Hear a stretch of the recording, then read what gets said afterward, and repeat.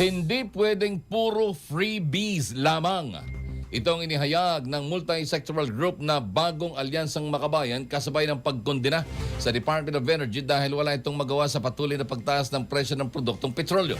Sa ikatlong sunod na linggo kasi ay muling tumaas ang presyo ng oil products at ayon sa DOE nakikipag-ugnayan na ito sa mga kumpanya ng langis para sa posibleng diskwento at freebies upang maibsan ang bigat sa mga motorista. Pero ayon sa grupong bayan, ang kailangan ng publiko ay ang government intervention para mabigyang solusyon ang problema.